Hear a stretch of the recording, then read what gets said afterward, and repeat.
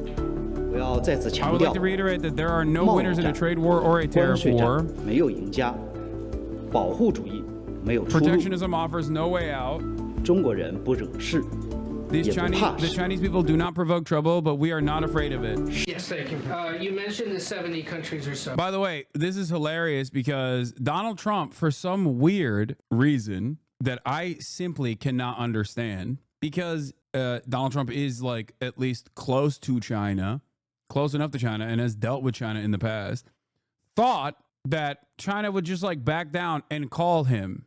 And I don't know why he thought this. And now they're going back and forth, and China's like, we're not backing down from this. You want to fucking play this game? Like, we can hold out. So, I'm curious, though, under what conditions at this point would President Trump talk to President Xi about tariffs? Look, I just spoke to the president about this, and he believes that China wants to make a deal with the United States. He believes China has to make a deal with the United States. It was a mistake for China to retaliate. The president, when America is punched, he punches back harder. That's why there will be 104% tariffs going into effect on China tonight at midnight. But the president believes that Xi and China want to make a deal. They just don't know how to get that started. And the president also wanted me to tell all of you that if China reaches out to make a deal, he'll be incredibly gracious.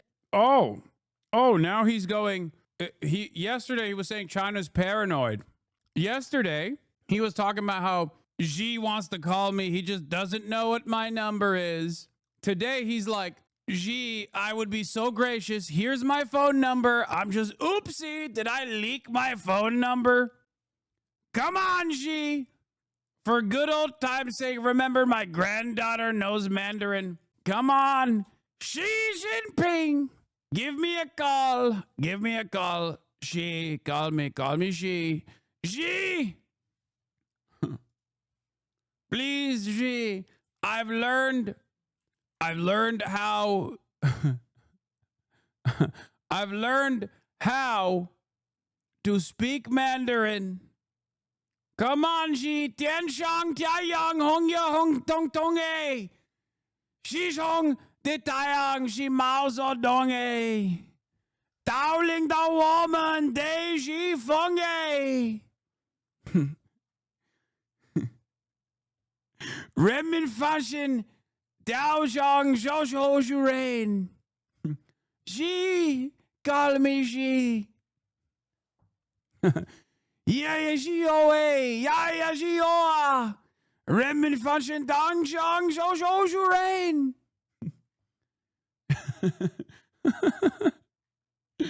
Believe it, Xi.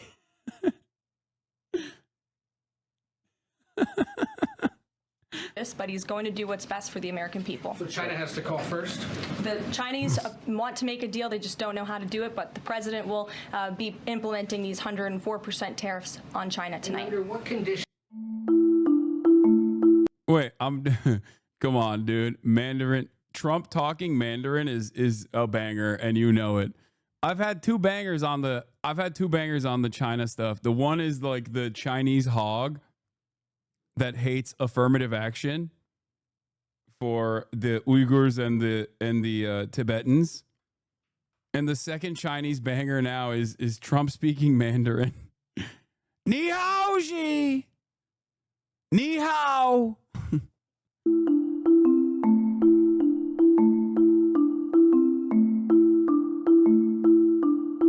Tensions between China and the United States continue to rise as China blasts JD Vance over Chinese peasants' comments and vows to fight against tariffs. As Trump threatens further tariffs, Vice President JD Vance stirred controversy with his comments that the U.S. was borrowing money from Chinese peasants. I like that a big part of, like, look. I'm gonna say something that's like not technically in line with dialectical materialism. Okay, I do think that people, especially sometimes governments, can be motivated by other external factors as well, or internal factors as well, beyond the way that history moves, okay, beyond certain materialist frameworks. I will say that there is, not to get too libbed up and not to be too much of a fake socialist and blaspheme here, but I think one of the major motivators for the Chinese government is also overcoming the century of humiliation. And when you say things like Chinese peasants are who we are borrowing money from, that I think probably makes it virtually impossible for the Chinese government to look at that and go, okay, we're going to come to the table and treat you as peers. Because when you look at a country that was able to improve their material conditions over the course of a relatively short period of time, when it's at its highest point of prosperity, when they look back at their century of humiliation and look to the future as a century of prosperity, and you got a declining empire and its stupid fucking leadership being like, saying racist shit, being like, oh, these are just Chinese peasants, I feel like that probably makes it less likely that these guys will ever come to the fucking table. That's it. Like, if your goal is we will serve Europe our salmonella chicken and they will like it, they will eat it and they will like it. They will take our hormoned beef and they will eat it and they will like it. Okay? It's just not. And also simultaneously turn around and say things like, we are going to decouple trade from China. And everyone will like it after we designed global trade to constantly rely on places like China to give us cheap commodities at the cost of ruining domestic labor capabilities. It's just, it doesn't seem like a feasible plan. Here is Sean McCarthy's attitude on this that I thought was really good. He is criticizing Peter Navarro in Financial Times. Peter Navarro's words in Financial Times after reading the piece and his demands. He says, Peter Navarro in Financial Times demands that Europeans eat our hormone beef and salmonella chicken. This is something that I've also talked about quite a bit because those are like the places where we could make up for trade deficits. He says that any state-owned enterprises are cheating. This is also true. This is unironically a big part of the European anger as well. Remember Ursula von der Leyen's words a year ago, where I told you, like, Ursula von der Leyen, I showed you, was like very angry at the subsidies that the Chinese government was giving the electric vehicle companies, and therefore they were making EVs at a price point that made it impossible for European manufacturers to compete with. They consider that cheating. This is the basis. They are mad that a command economy will absolutely dominate global trade. And instead of looking at that and going, wait, why don't we do that? We have unimaginable amounts of wealth. Why don't we also do that?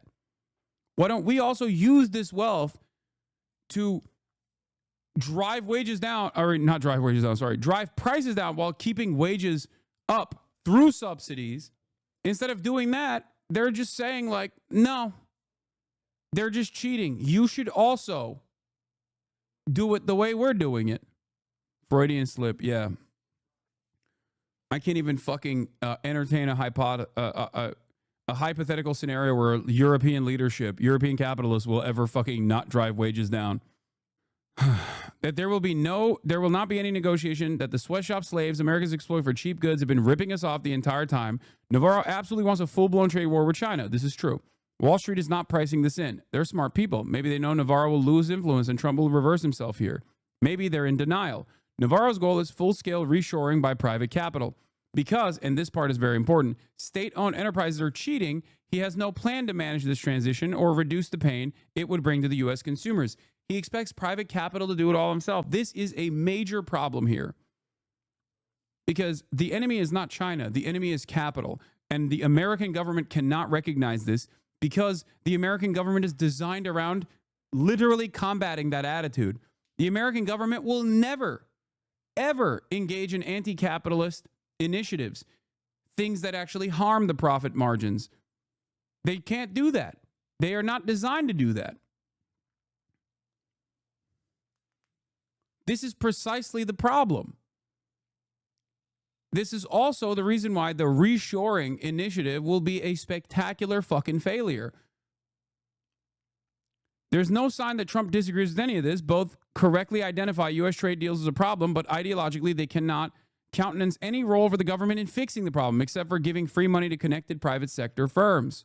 In China, 9 out of the 10 largest firms are state-owned enterprises. There are state-owned banks for industry and agriculture. There are state-owned petroleum, railway, chemical, and steel companies. Maybe the Chinese system is just better. Maybe if manufacturing and industrial capacity is important to the USA, we should ensure their continued existence through our own state-owned enterprises. Of course, this cannot even be discussed here. It's socialism, and it doesn't work even though it's working fine in China every single day. So we are going to pray to God of the free market to fix this. This short-sightedness is not the stupidity of just the Trump administration alone. This short-sightedness is the reason why the maximum, the best you're going to get is the CHIPS Act, okay?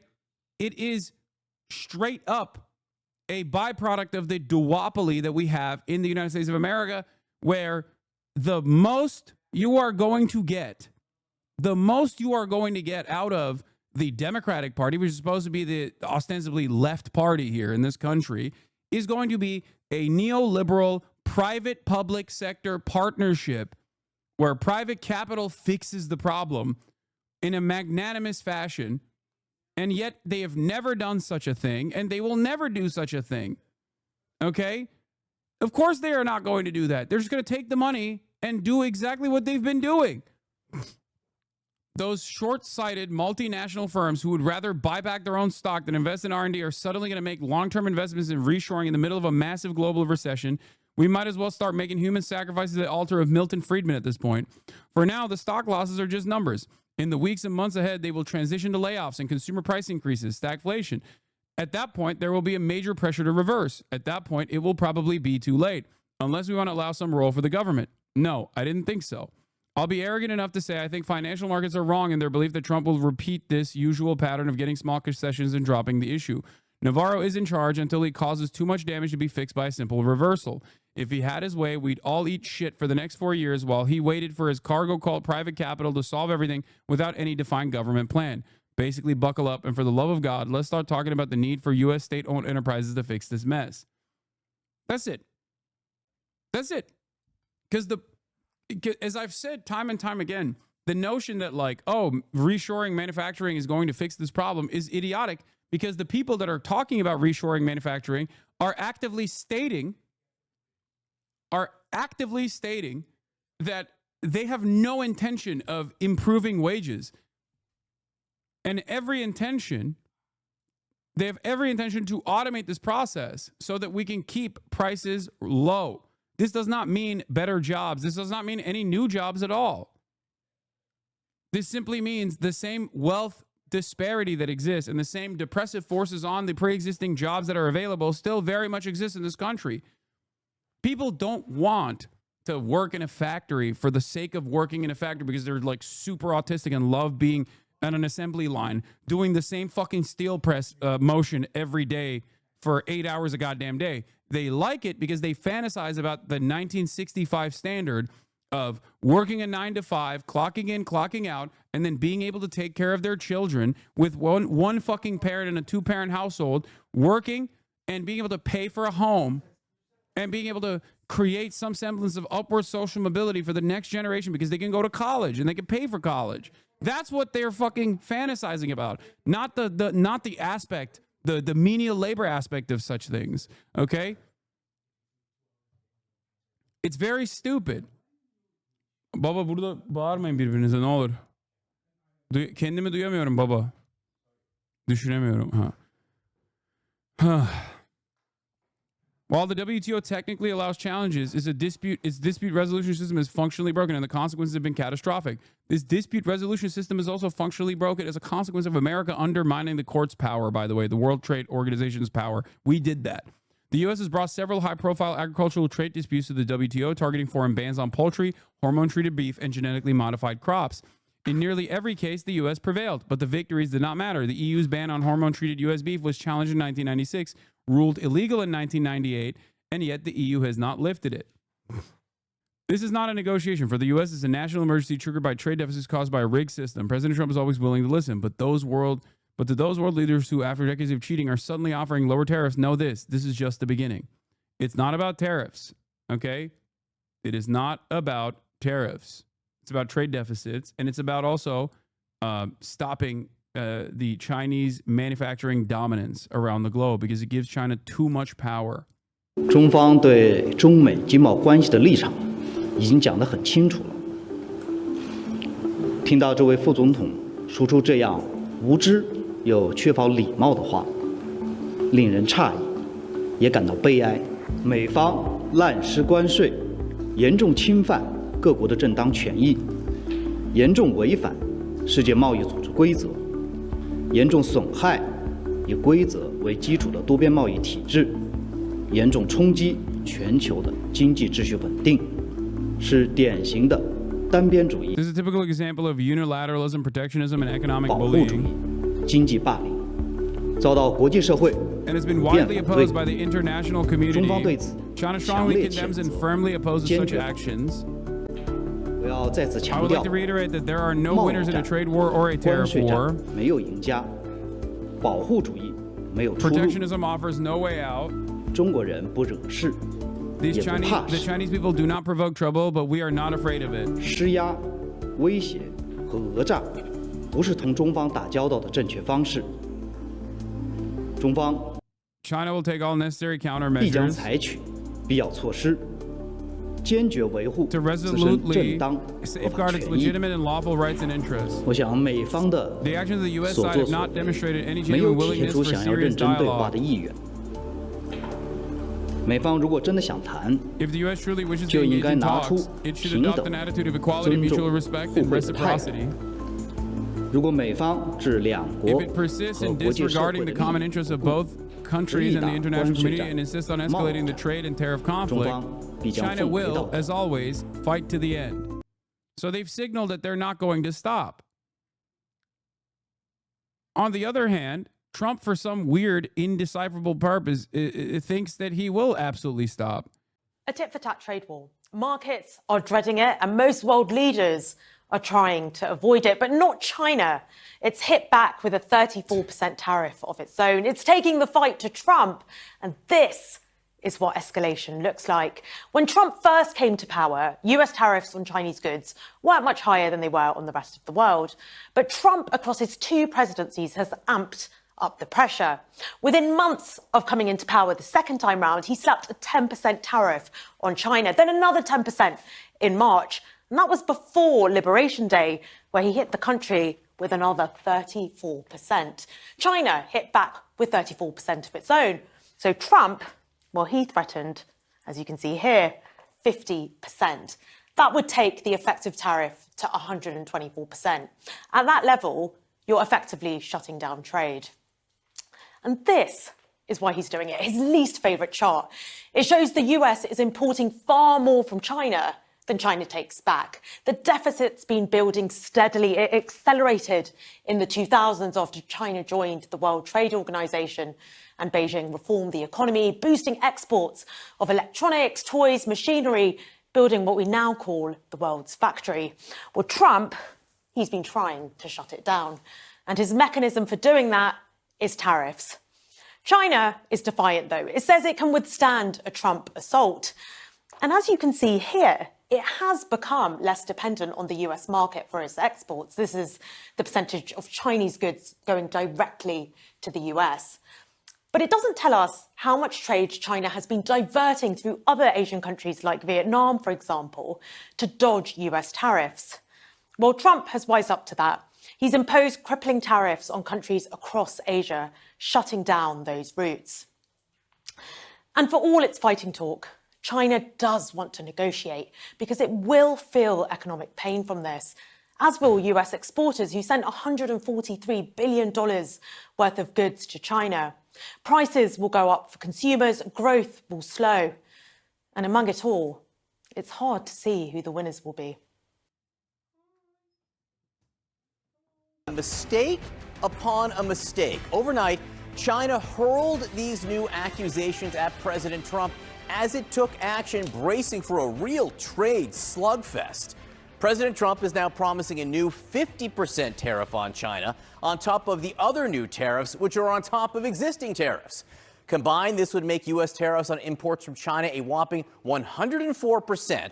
And yet, despite all this tough talk, the markets, they seem a little less agitated this morning. After days of these massive losses and trillions of dollars in value evaporated, U.S. stock futures are pointing up, for now at least. It comes, and it may be because of the fact that some members of his administration have relented on their no negotiation stance. Some members of the administration. The markets in Asia, you can see right there, most of them rebounded after their sharp sell-offs. This comes, though, as China accused the U.S. of blackmail, and China is vowing to, quote, fight to the end if the president moves ahead with all of his threats. So let's get right to CNN's Mark Stewart in Beijing here, because the rest of Asia is in a different place than China is right now, and China really seems to be gearing up for a serious fight. Indeed, John, despite what the White House may want, China and Beijing is making it very clear that it's not going to budge. And once again today, we saw this shift from diplomatic language to something that's China defined after Trump threatens additional 50% tariffs. China is escalating after Donald Trump started this. China is not escalating. They're not escalating. They're reciprocating. These tariffs are reciprocal. And I think what's interesting about this process is that maybe I'm wrong on this. Maybe I don't know the normies and their attitude here. But regardless of the xenophobia that they demonstrate on a regular basis, I think Trump doing this in a spectacularly belligerent manner is even causing the dumbest of Americans to go, I don't know if this is because of China that we are being harmed here. Like, I don't think, especially because he's directly undermining treats. The treatlerites themselves, I think, are looking at this and going, yeah, I think you're the one who's fucking up the bag here, not China. To use a metaphor, the Chinese economy is not a pond, but an ocean. The ocean may have its calm days. What's up, Beijing? But big winds and storms are only to be expected.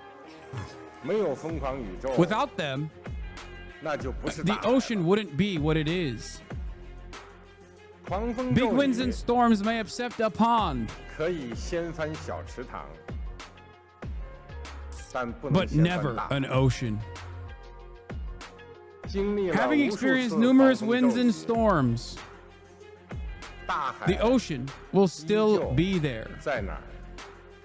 It is the same for China after going through 5,000 years of trials and tribulations. China is still here. Looking ahead, China will always be here to stay. 5th of November 2018, opening ceremony of the first China International Import Expo.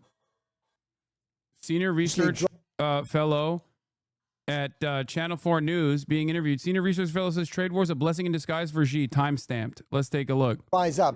How much will the Chinese economy be able to cope without that trade? Well, interesting to say this. I mean, 34% or 50%, it doesn't make much difference at all regarding the Chinese economy, because essentially what Xi Jinping wanted to do, it is want to achieve that sense of technology self-reliance.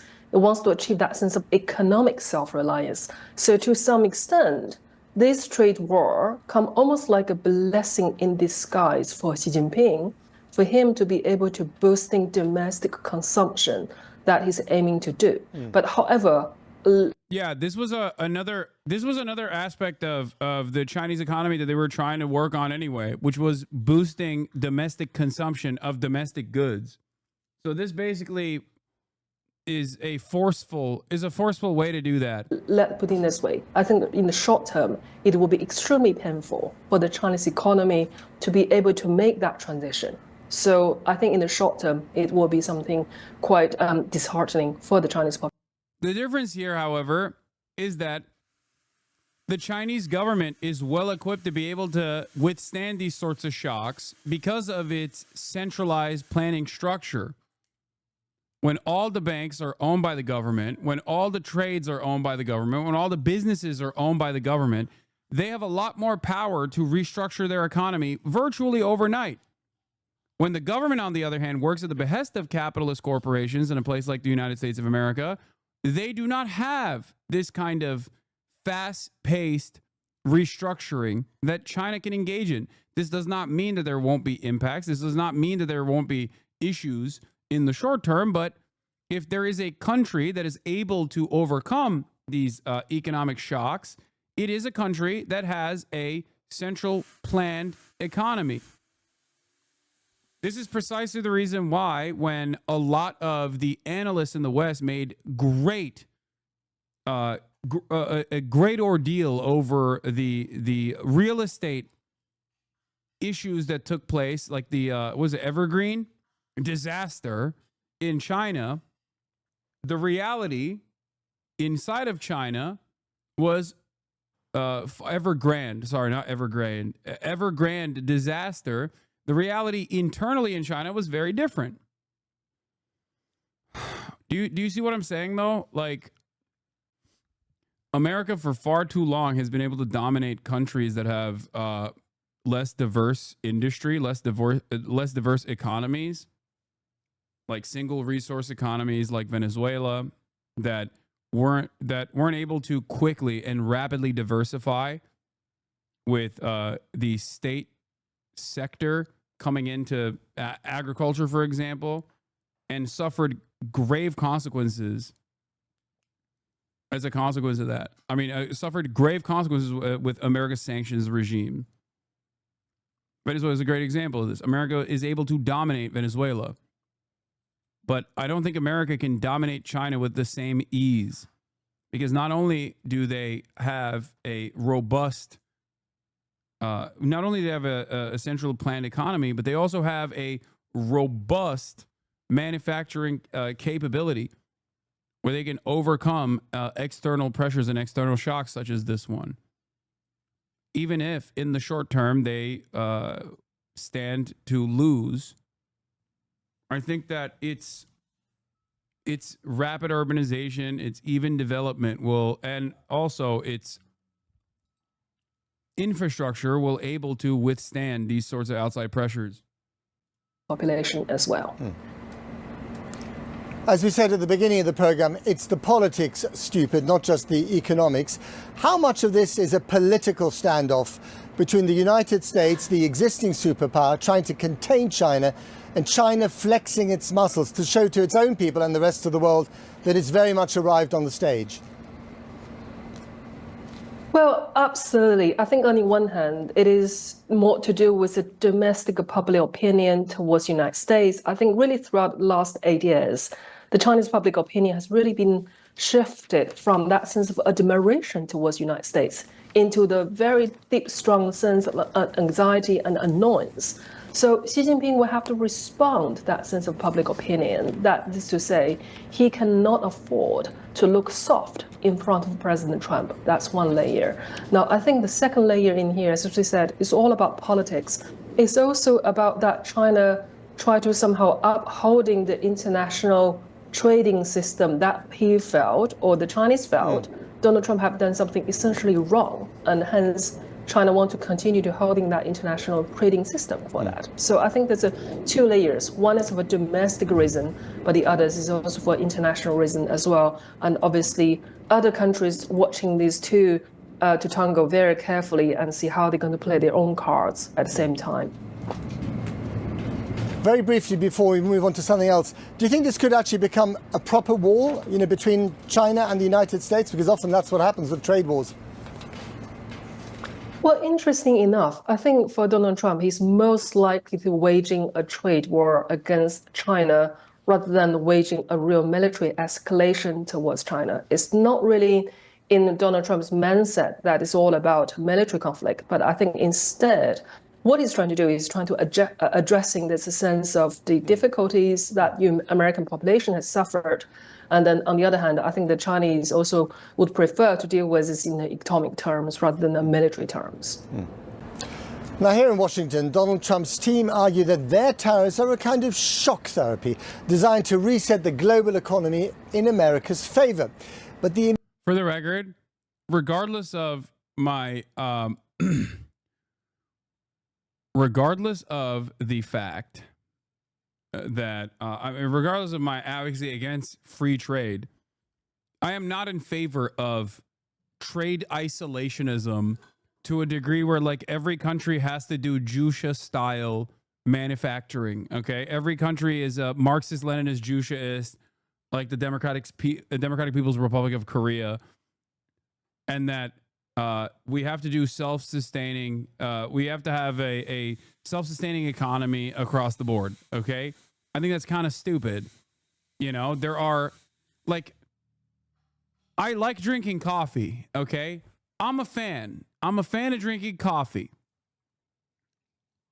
which means automatically that I'm not in favor of this, because you can't have it. You just can't build it here. That's not a thing that you can do. I like bananas.